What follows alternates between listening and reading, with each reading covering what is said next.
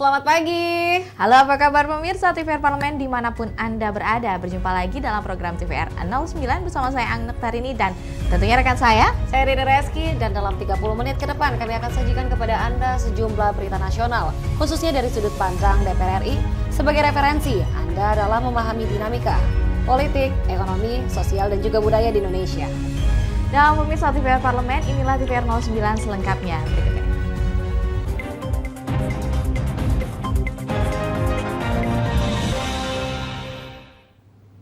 Wakil Ketua DPR RI Sufmi Dasko Ahmad mendorong Menteri Perdagangan yang baru Zulkifli Hasan untuk segera menyesuaikan diri dengan tugas dan fungsi pokoknya.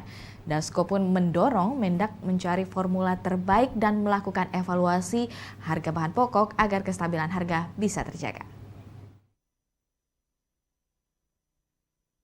Pimpinan DPR RI berharap Menteri Perdagangan Zulkifli Hasan dapat bergerak lebih cepat untuk bisa menstabilkan harga pangan yang saat ini tengah melonjak.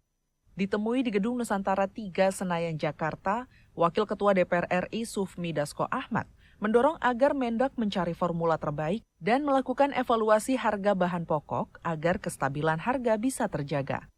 Sufmi Dasko mendorong Zulhas segera menyesuaikan diri dengan tugas dan fungsi pokoknya sebagai Menteri Perdagangan, sambil melakukan evaluasi terhadap kinerja jajaran di Kementerian Perdagangan.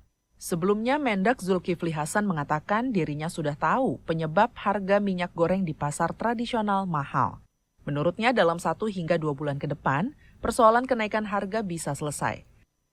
Saya pikir mungkin untuk waktu evaluasi bisa sambil berjalan, saya pikir, karena Menteri Perdagangan baru itu kita maklumi, tetapi juga kemudian tuntutan masyarakat yang meminta harga-harga barang dapat segera stabil itu juga realistis. Oleh karena itu kita minta sambil berjalan, sambil dievaluasi, sambil penyesuaian, Pak Zulkifli Hasan selaku Menteri Perdagangan juga bisa sambil mencari formula bagaimana kemudian menstabilkan harga-harga barang. Akan minta ya evaluasi dan solusi itu bisa berjalan paralel lah gitu. Pak, satu lagi Pak, PKS membuka peluang kembali. Sufmi Dasko menambahkan komisi terkait di DPR RI juga akan terus melakukan pengawasan serta memberikan solusi kepada Mendak agar harga-harga pangan dan kebutuhan pokok menjadi stabil dan terjangkau oleh seluruh masyarakat. Zikri dan Denus, TVR Parlemen melaporkan. Dan berita selanjutnya datang dari Badan Kerjasama Antara Parlemen atau BKSAP DPR RI yang menggelar diskusi akademik persiapan P20 sebagai upaya menjaring masukan dari para akademisi melalui seminar ataupun webinar demi mewujudkan tujuan pembangunan berkelanjutan atau SDGs. Badan Kerjasama Antar Parlemen atau BKSAP DPR RI menggelar diskusi akademik persiapan P20 sebagai upaya menjaring masukan dari para akademisi melalui seminar atau webinar demi mewujudkan tujuan pembangunan berkelanjutan atau SDGs. Ketua BKSAP DPR RI Fadlizon menyampaikan, diskusi akademik yang berlangsung di Surabaya tersebut diharapkan mampu menampung aspirasi masyarakat dan pakar agar P20 dan pertemuan G20 benar-benar bermakna. Sehingga peran Indonesia dalam G20 bukan hanya sekedar menjadi event organizer dari sebuah perhelatan internasional. Lebih lanjut, Fadlizon mengatakan, berbagai krisis di dunia tidak bisa diatasi jika keamanan global tidak kondusif. Karena perang Rusia-Ukraina berdampak pada komoditas harga yang semakin meningkat, ancaman krisis pangan, pasar saham yang terguncang, pertumbuhan ekonomi melambat, serta lapangan kerja yang terbatas. Kita justru ingin mendapatkan tadi masukan-masukan dari dunia akademik, dari Civitas Akademika. Kemudian karena dia namanya juga kick off meeting, ya ini adalah awal dari upaya untuk kita menampung aspirasi masyarakat ya sebagai shareholder supaya P20 ini benar-benar dan pertemuan G20 itu betul-betul bermakna dan presidensi Indonesia di dalam G20 itu bermakna gitu, bukan hanya sekedar kita menjadi event organizer dari sebuah perhelatan internasional, tapi kita mengambil manfaat yang besar dari perhelatan itu dengan semua sisinya, baik dari sisi pemerintahan, dari sisi parlemen dan juga hal-hal lain. Dari Surabaya, Rifki dan Zia, TVR Parlemen melaporkan. Gejolak harga pangan menjadi pemicu utama dalam pergerakan inflasi belakangan ini. Untuk itu, DPR mendesak pemerintah memastikan ketersediaan bahan pangan yang merupakan kebutuhan pokok masyarakat. Dan ini tentunya informasinya selengkapnya sesaat lagi. Tetaplah bersama TVR 09.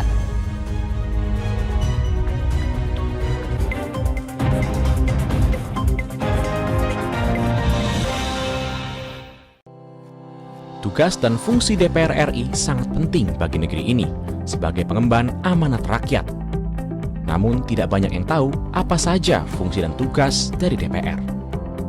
DPR mempunyai 3 fungsi pokok, yaitu legislasi, anggaran, dan pengawasan. Ketiga fungsi tersebut harus dilaksanakan dalam kerangka fungsi representasi yang mengedepankan kepentingan rakyat berdasarkan aspirasi masyarakat dan untuk kesejahteraan rakyat. Dari fungsi legislasi, DPR RI mempunyai tugas dan wewenang untuk menyusun dan menetapkan program legislasi nasional bersama dengan pemerintah, menyusun dan membahas rancangan undang-undang, menerima rancangan undang-undang dari DPD, membahas rancangan undang-undang yang diusulkan oleh Presiden ataupun DPD, menetapkan undang-undang bersama dengan Presiden, menyetujui atau tidak menyetujui peraturan pemerintah pengganti undang-undang yang diajukan Presiden untuk ditetapkan menjadi undang-undang. Sementara, fungsi anggaran membahas dan memberikan persetujuan atau tidak memberikan persetujuan terhadap rancangan undang-undang tentang APBN yang diajukan Presiden, memperhatikan pertimbangan DPD atas rancangan undang-undang tentang APBN dan rancangan undang-undang terkait pajak, pendidikan, dan agama, menindaklanjuti hasil pemeriksaan atas pengelolaan dan tanggung jawab keuangan negara yang disampaikan oleh BPK, memberikan persetujuan terhadap pemindah tanganan aset negara maupun terhadap perjanjian yang berdampak luas bagi kehidupan rakyat yang terkait dengan beban keuangan negara. Dan fungsi pengawasan, melakukan pengawasan terhadap pelaksanaan undang-undang, APBN, dan kebijakan pemerintah, membahas dan menindaklanjuti hasil pengawasan yang disampaikan oleh DPD terkait pelaksanaan undang-undang mengenai otonomi daerah, pembentukan, pemekaran, dan penggabungan daerah, pengelolaan sumber daya alam dan sumber daya ekonomi lainnya, pelaksanaan APBN, pajak, pendidikan, dan agama. Terima kasih. Video ini dipersembahkan oleh TV dan Radio Parlemen, Biro Pemerintahan Parlemen, Sekretariat Jenderal, dan Badan Keahlian DPR RI.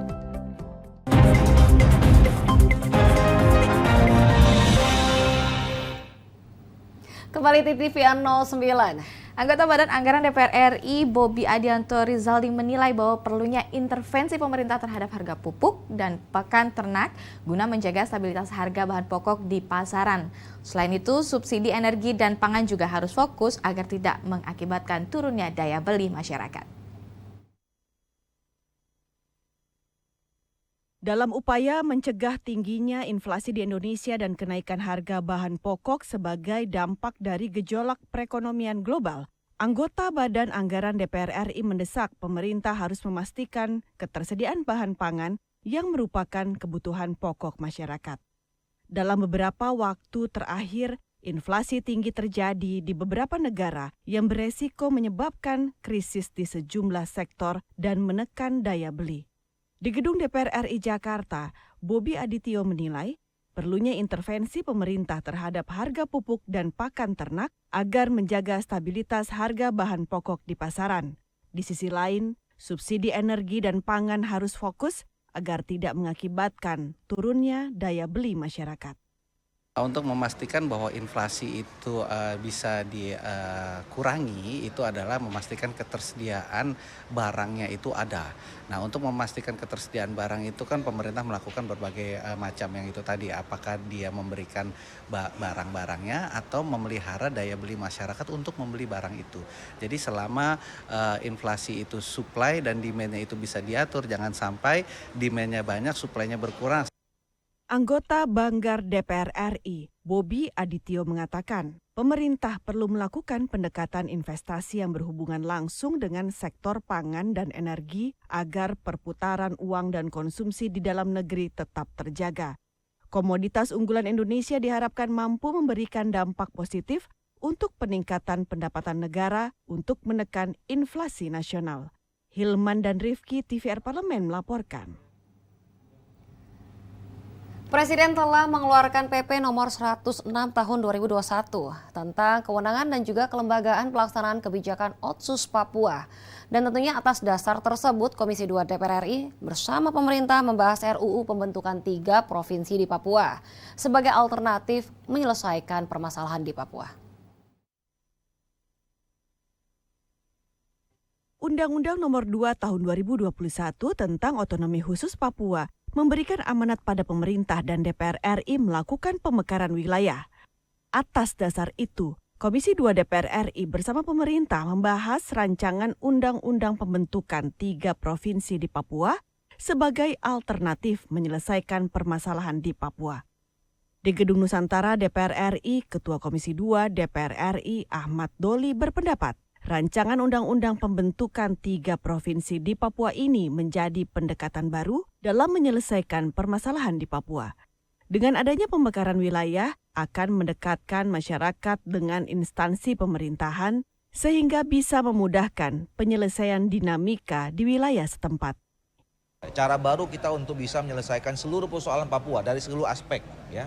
Dan pendekatannya adalah pendekatan kesejahteraan, pendekatan pemerataan, mendekatkan ya, masyarakat dengan seluruh masalah dan dinamikanya dengan institusi yang bisa menyelesaikan masalah dan dinamika.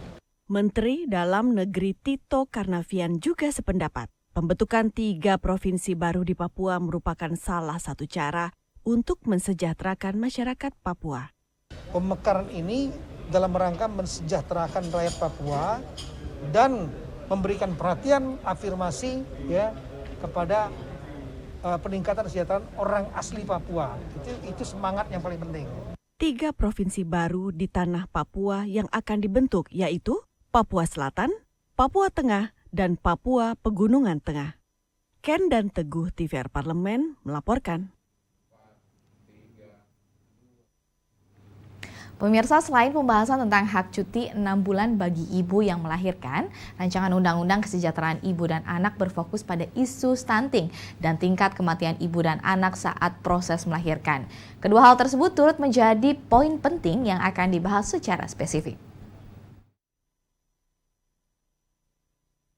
Wakil Ketua Badan Legislasi DPR RI Willy Aditya menyebut selain pembahasan tentang hak cuti 6 bulan bagi ibu yang melahirkan, RUU KIA juga secara spesifik akan membahas perihal stunting dan tingkat kematian ibu dan anak. Ditemui di Gedung Nusantara 3 Komplek Parlemen belum lama ini, Willy Aditya mengatakan rancangan Undang-Undang KIA juga fokus terhadap isu stunting dan tingkat kematian ibu dan anak saat proses melahirkan.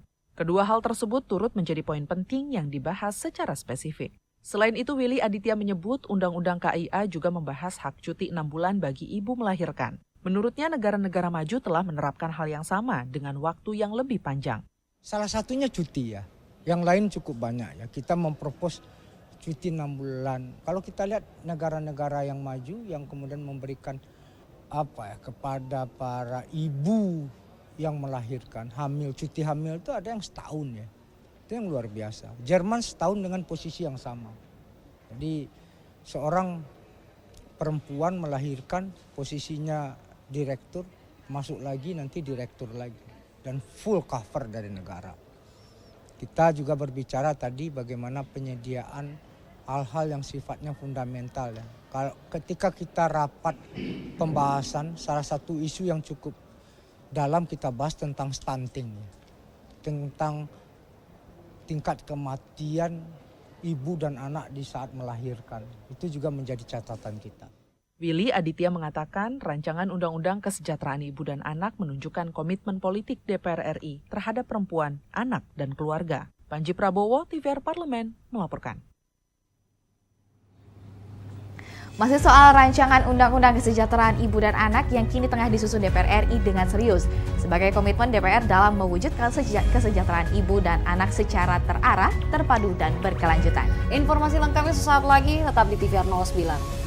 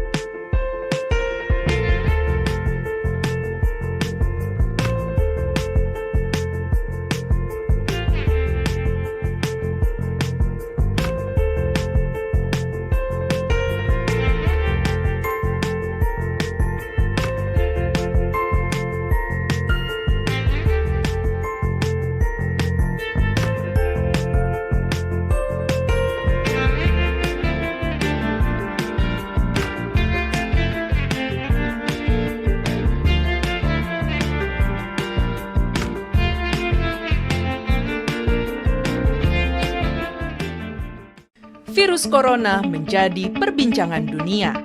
Beberapa negara sudah terjangkit. Ribuan orang di Indonesia terkena virus ini. Kita perlu antisipasi dengan melakukan hal berikut. Cuci tangan dengan sabun dan antiseptik. Gunakan masker atau penutup mulut saat bersin dan batuk. Masak telur dan daging hingga matang. Hindari kontak dengan hewan. Tidak saling berjabat tangan. Tidak berinteraksi dengan penderita. Jika memiliki demam tinggi, batuk, pilek, gangguan pernafasan, sakit tenggorokan, dan letih lesu, segera periksakan ke dokter. Waspada virus corona, cegah penyakit sejak dini. Dipersembahkan oleh TVR Parlemen, Biro Pemberitaan Parlemen, Sekjen dan DK DPR RI.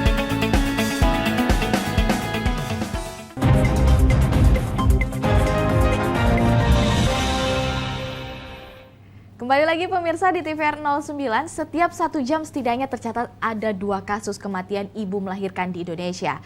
Itulah sebabnya angka kematian ibu di Indonesia masih terbilang cukup tinggi. Dan selain itu pemirsa, Indonesia juga masih memiliki pekerjaan besar untuk menurunkan angka stunting.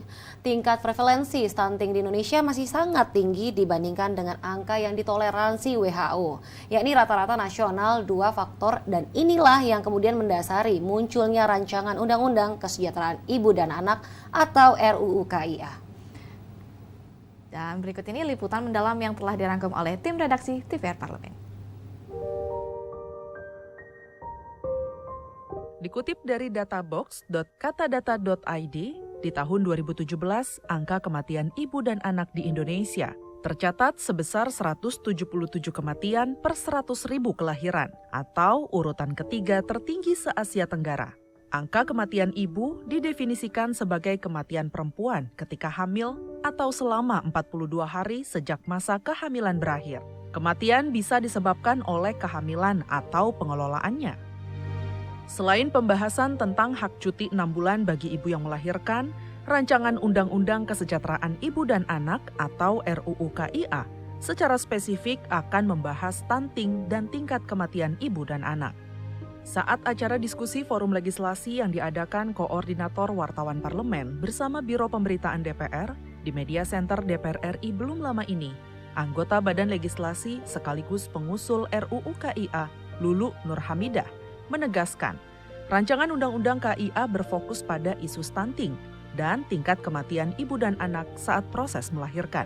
Kedua hal tersebut turut menjadi poin penting yang akan dibahas secara spesifik. Betapapun capaian ekonomi kita sangat tinggi, pembangunan ini sudah berada di kondisi yang sangat baik dan Indonesia memimpin presidensi bahkan G20, itu artinya kita sangat confident sebagai negara yang makmur, tetapi ternyata problem kesejahteraan ibu dan anak yang indikatornya adalah angka kematian ibu dan anak ini masih sama-sama tingginya gitu, termasuk juga angka stunting yang masih tinggi. Wakil Ketua Badan Legislasi DPR RI, Willy Aditya, memaparkan rancangan Undang-Undang KIA saat ini masih dalam proses penyusunan Daftar Inventaris Masalah atau DIM yang dibuat oleh pemerintah, karena stakeholder yang terlibat merupakan sinergi lintas kementerian. Kita nunggu DIM dari pemerintah, ini yang kemudian menjadi stakeholdernya. Tentu Mbak Puan juga sudah memberikan statementnya, DPR sangat konsen sekali terhadap isu-isu ini karena ini hal yang sangat fundamental bagi kita dalam mengurus generasi kita yang akan datang, dalam mengurus ibu dan anak, dalam mengurus keluarga. Dalam kesempatan yang sama, Deputi Bidang Pemenuhan Anak Kementerian Pemberdayaan Perempuan dan Perlindungan Anak, Agustina Erni, menilai diperlukan koordinasi antar lintas kementerian yang efektif dan optimal dalam perancangan RUU KIA agar tidak terjadi polemik di lain waktu. Semoga ada mekanisme koordinasi yang lebih efektif, lebih optimal. Karena bicara kesehatan, bicara kesejahteraan anak tuh, kesehatan, pendidikan, ini kan lintas kementerian. Kalau kita di daerah lintas OPD. Nah, harus ada yang koordinasinya harus betul-betul berjalan. Nah, apakah undang-undang ini nanti bisa membantu peningkatan koordinasi, evaluasi? Kalau kita bicara undang-undang perlindungan anak, siapa yang bertanggung jawab terhadap tumbuh kembang anak, perlindungan anak? Kita lihat orang tua, wali, pemerintah, masyarakat. Jadi semua ini bertanggung jawab terhadap anak kecil yang dilahirkan, tidak hanya tanggung jawab ibu saja. Badan Legislasi DPR RI menekankan rancangan Undang-Undang KIA menunjukkan komitmen politik DPR terhadap perempuan, anak, dan keluarga. Didasari atas beberapa masukan dari para pemerhati kesehatan untuk menciptakan generasi emas yang kuat dan kompetitif dengan memberi asupan ASI eksklusif selama 6 bulan dari sang ibu. DPR RI mengusulkan cuti 6 bulan bagi ibu hamil dan melahirkan di dalam rancangan Undang-Undang KIA. Sementara itu, menanggapi Asosiasi Pengusaha Indonesia yang merasa keberatan terhadap poin cuti suami selama 40 hari untuk mendampingi istri yang melahirkan. Menurut anggota Balik DPR RI Ibnu Multazam, hal tersebut masih bisa dinegosiasikan. Ibnu meminta agar para pengusaha tidak mengkhawatirkan hal tersebut. Pasalnya, perusahaan asing yang berada di Indonesia pun banyak yang sudah memberlakukan kebijakan tersebut. Oleh karena itu, ia menegaskan, para ibu yang melahirkan nantinya harus tetap mendapatkan hak-haknya dari perusahaan. Gajinya tidak boleh, upahnya tidak boleh dikurangin. Upahnya tidak boleh dikurangi. Dilarang PHK ketika melahirkan dengan alasan apapun. Kan ini kan 6 bulan nih. Kan sekarang kan diinisiasi, sekarang kan yang ada kan 3 bulan. 3 bulan sudah mendapatkan gaji dari perusahaan itu. Nah, 3 bulan sisanya itu bisa diambilkan dari CSR. Misalnya bisa diambilkan dari CSR perusahaan untuk diberikan kepada ibu melahirkan. Nggak ada yang dirugikan ini sebenarnya. Atau diambilkan dari BPJS. Ini nggak ada yang dirugikan. Teman-teman Apindo tidak usah takut, tidak usah khawatir. Wong perusahaan itu kan wajib. Namanya CSR itu kan wajib. Ya selama ini kan dialokasikan untuk lingkungan, untuk infrastruktur. Nah, ini ambil sedikit disediakan untuk ibu melahirkan. Diketahui rancangan Undang-Undang KIA sudah disinkronisasikan dan sudah disetujui oleh semua fraksi di Balik DPR RI. Untuk selanjutnya disahkan di rapat paripurna sebagai usul inisiatif DPR yang kemudian akan dibahas bersama pemerintah. Tim Liputan, TVR Parlemen melaporkan. Nah, pemirsa, yang satu ini informasi menarik bagi Anda yang sedang mencari referensi untuk menghabiskan akhir pekan. Museum Macan kembali menyapa pecinta karya seni dan kali ini galeri seni ini akan berkolaborasi dengan perupa kondang Agus Wage. Tentunya informasinya akan kami hadirkan sesaat lagi, untuk itu tetap di TVR 09.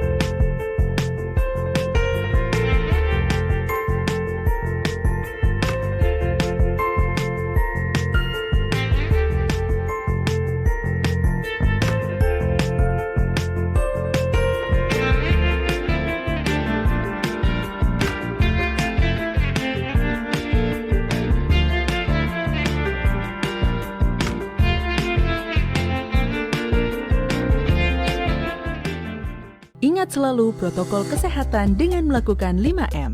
Memakai masker, mencuci tangan pakai sabun, menjaga jarak, menjauhi kerumunan, membatasi mobilisasi dan interaksi.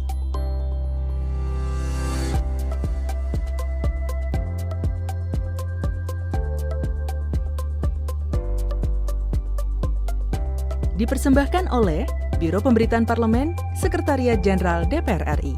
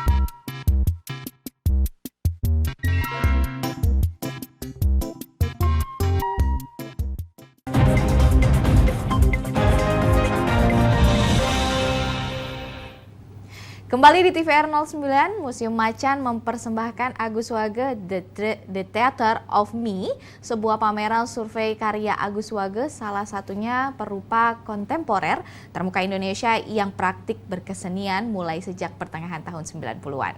Dan lebih dari 80 karya seni mulai dari karya seni instalasi, patung, lukisan dan juga gambar. Pameran tunggal Agus Wage adalah upaya Museum Macan untuk memastikan bahwa perupa terkemuka Indonesia memiliki ruang berkarya di masyarakat. Tentunya liputan selengkapnya hanya untuk Anda.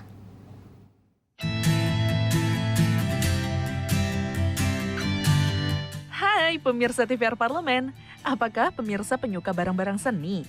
Kalau iya, berarti informasi berikut ini akan sangat cocok bagi pemirsa. Kali ini kami akan ajak pemirsa TVR Parlemen ke sebuah museum modern yang dikelola secara independen yang terletak di daerah Kebonjeruk, Jakarta Barat. Apalagi kalau bukan Museum Macan. Kali ini, Museum Macan menyelenggarakan pameran tunggal seniman kawakan dari Indonesia, Agus Wage. Dalam pameran ini, seniman serbabisa Agus Wage menyajikan lebih dari 80 karya seni ciptaannya. Seniman yang lihai mengolah aneka media ini memamerkan karyanya, mulai dari lukisan, patung, hingga instalasi. Begitu Anda memasuki area pameran, akan sangat terasa karya Agus Wage yang kental membahas tentang tema-tema budaya dan politik secara luas. Pameran yang juga dikuratori oleh Aaron Seto ini menampilkan sejumlah karya penting dan bersejarah dari imaji Agus Wage, karena ia mampu menampilkan dinamika politik dan sosial bangsa Indonesia. Agus Wage mampu mencitrakan kehidupan manusia, tak hanya dengan kreatif dan kritis, namun juga nakal.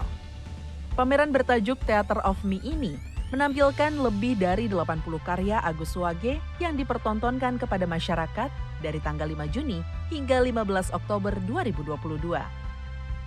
Nama Agus Wage dikenal sebagai salah satu seniman terkemuka Indonesia sejak awal dekade 1990-an.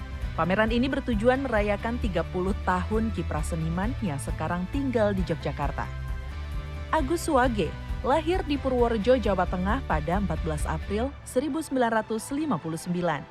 Ia tak hanya terkenal di Indonesia loh, karya-karyanya telah ditampilkan hingga ke mancanegara, seperti negara China, Amerika Serikat, Singapura, Swiss, Jerman, dan masih banyak lainnya. Pameran tunggal Agus Wage ini adalah upaya Museum Macan untuk memastikan bahwa perupa terkemuka Indonesia memiliki kesempatan memamerkan karyanya kepada publik. Pameran tunggal Agus Wage ini adalah upaya Museum Macan untuk memastikan bahwa perupa terkemuka Indonesia memiliki kesempatan memamerkan karyanya kepada publik. Pemirsa TVR Parlemen, selain diajak untuk menikmati karya seni, pemirsa juga diajak untuk belajar tentang makna kesenian yang selain membutuhkan kreativitas, namun juga ketekunan. Yuk kunjungi Museum Macan, bisa sama keluarga atau mungkin sambil jalan bareng sama gebetan nih pemirsa. Sampai jumpa di episode berikutnya. Dan di penghujung acara kami infokan kepada Anda pemirsa untuk terus menyaksikan agenda dan program DPR RI yang dapat pemirsa saksikan secara langsung di TVR Parlemen melalui kanal utama, kanal komisi-komisi dan kanal alat kelengkapan dewan lainnya yang dapat Anda akses di tvr.dpr.go.id. Dan pemirsa TVR Parlemen, demikian TVR 09 edisi pada pagi hari ini. Kami ingatkan untuk tetap waspada pada persebaran virus COVID-19 dan tetap patuhi protokol kesehatan. Tentunya di sini segenap kru TVR Parlemen yang bertugas mengucapkan terima kasih telah menyaksikan TVR 09 pagi ini. Saya Anggun Oktarini dan tentunya rekan saya Rina Reski. Sampai bertemu kembali di TVR 09 esok hari. Di TVR Parlemen, referensi Indonesia.